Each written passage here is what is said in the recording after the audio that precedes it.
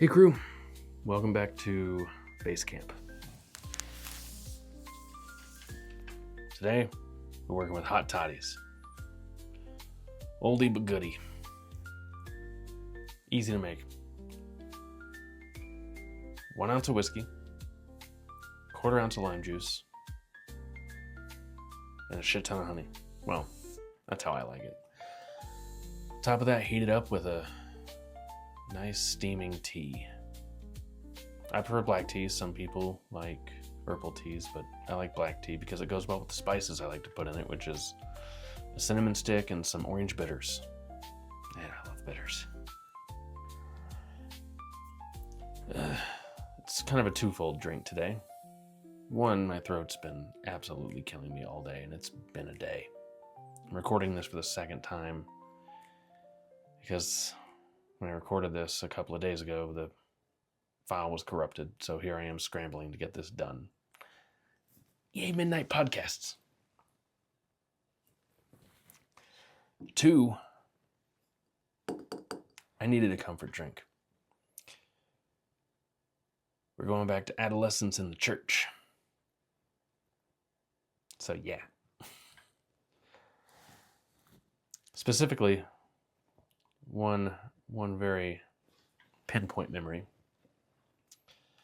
An interview done by at least to a lot of us churchgoers, the infamous Focus on the Family founder, Dr. James Dobson. Now, by the time I came around, he was mainly working with Focus on the Family, but in the 70s and 80s, the dude rose to be an absolute boss in many ways. For good or for bad, I don't know, not my place to judge, but for me, it had a bit of a negative effect. The 70s, he rose to prominence because of his books on raising children, the most famous of which, Dare to Discipline, was a big one. Famed child psychologist by training, and also an ordained minister, so that's why the church loves him. In the 80s, the dude was a crusader against pornography. So much so that he was invited to the White House several times to consult with President Reagan and his staff on the matter, and also but in 1985, he was eventually appointed to Attorney General Edwin Meese's Commission on Pornography. Yeah, I got this all from a NPR program done last year, actually, when Dr. Dobson sadly passed away. I mean, but the dude was 89. He lived a life. But yeah, the dude was a superstar.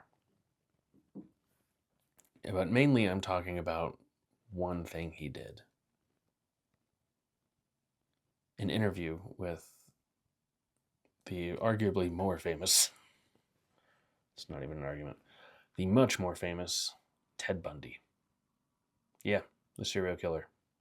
Dr. James Dobson interviewed him 17 hours before his death in 1989. Oh, January 24th, 1989, actually.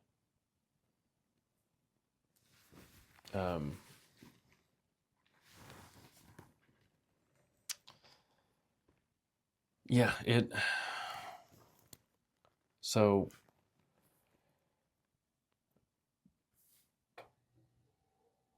I'm not here to say pornography bad, pornography good, Dobson bad, Dobson good. I'm here to talk about how a decision of his, in my opinion, a bad decision of his, affected young men in the church. Because growing up under the umbrella of what this did was not fun. And there's research on how it affected young women too, but this is solely my point of view and my experience. So there's plenty of research out there if you want to look into that. In fact, you can find the interview on YouTube. It's not long. It's 10, 15 minutes at the most. But I think, so first of all, Dobson was asked by Bundy to do this interview. And I think he jumped at the chance because he heard that Bundy wanted to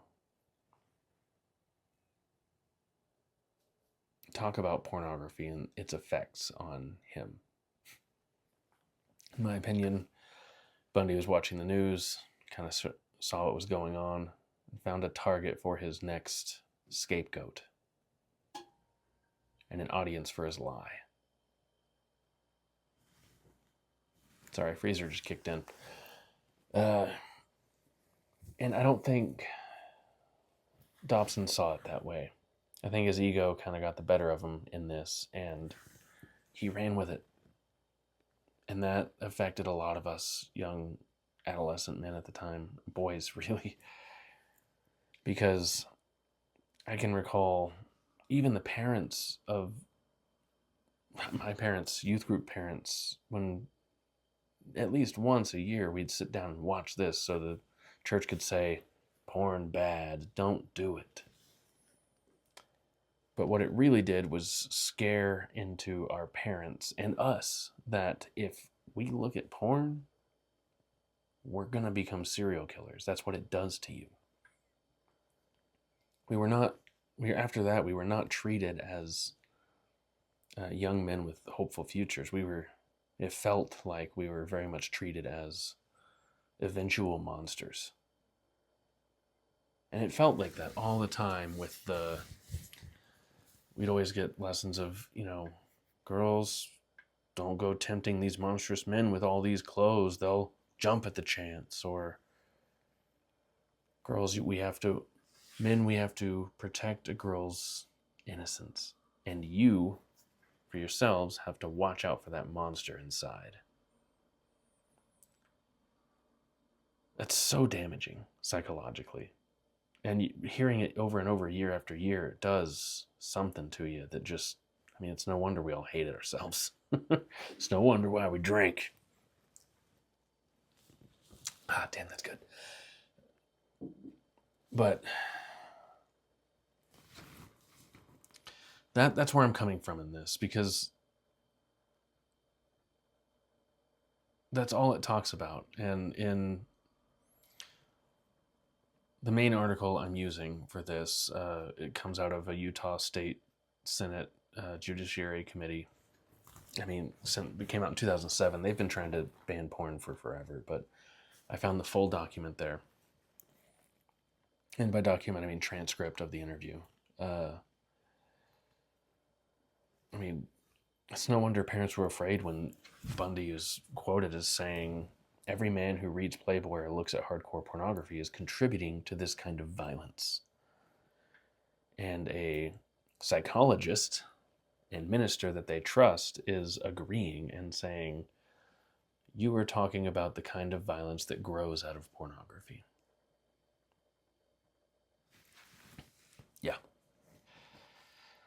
Yeah, Dobson ate it up hook, line, and sinker, I think, because he just wanted to get his message across of porn bad, which is not a bad message.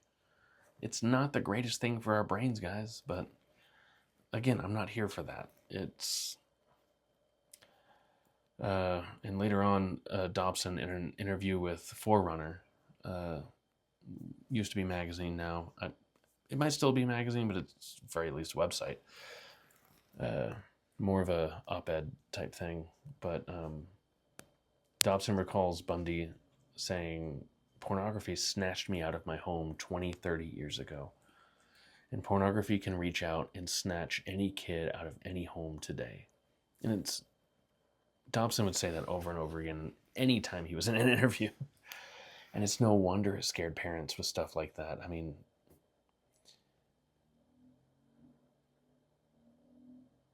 if you remember the Satanic Panic, it was kind of that of the 90s version of that, if you were around for the Satanic Panic. And if you were, go ahead and grab yourself a drink.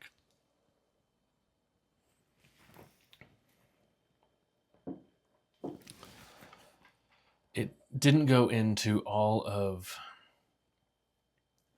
Bundy's other problems, even developing in an early childhood, which professionals that are much smarter than I am, many of them watching the interview will kind of agree and saying he prided himself on his manipulation techniques, and they're all very surprised that Dobson didn't catch them.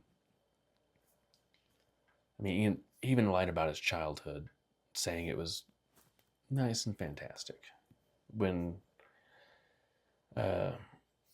if you watch an older A&E television network, they did kind of a little docuseries, and one of the episodes was Ted Bundy childhood.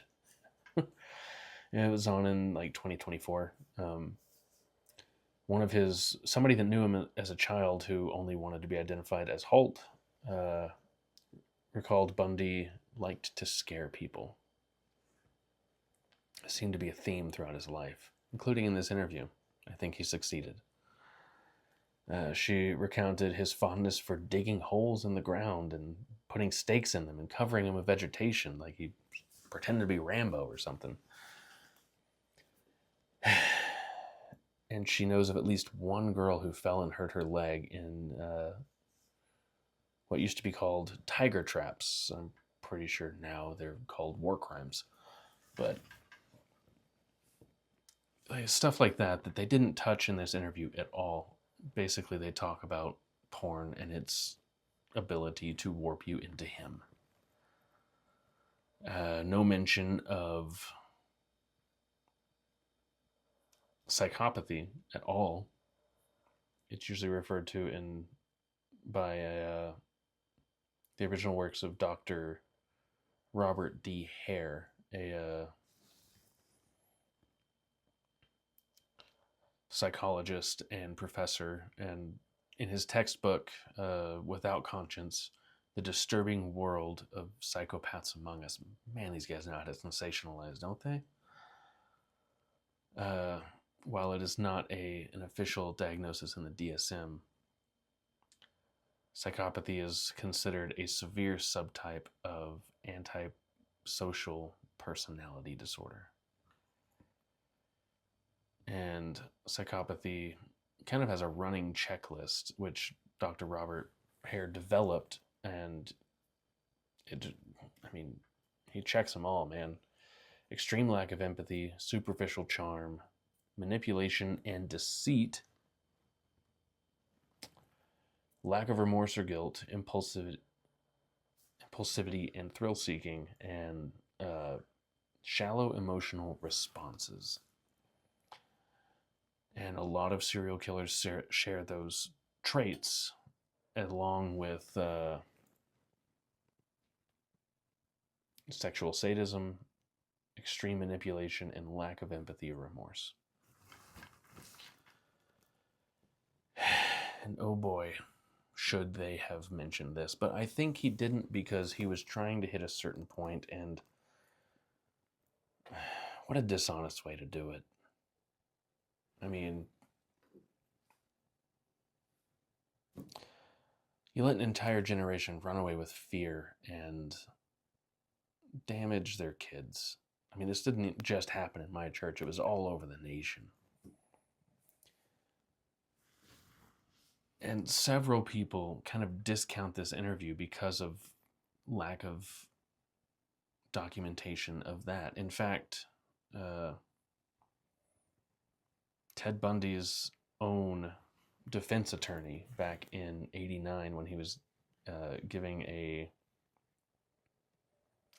interview to the Associated Press after the execution. Sorry, it's late. He said, I think that was a little bit of Ted telling the minister what he wanted to hear, and Ted offering an explanation to the world that would exonerate himself personally. And he goes on to say, I'd heard all this before, and I told Ted that I never accepted it. So the guy that was defending him didn't even agree with this thing. And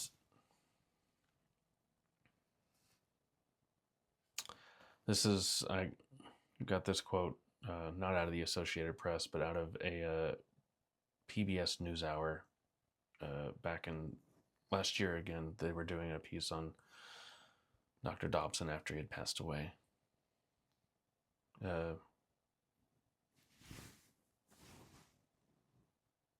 But man, the guy led a legacy, and what a shame that it has spots like this, but I mean, he's only human.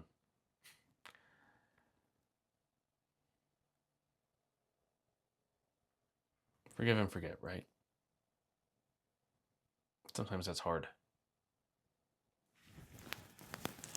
But I'm still here, still doing good. Mostly. We all are, mostly. But yeah, that's really what I wanted to talk about, is how we should use the information we get wisely. Don't just run with it. Don't react to it. Let's be good stewards of the information we're given and do good things with it, honorably. I'm out.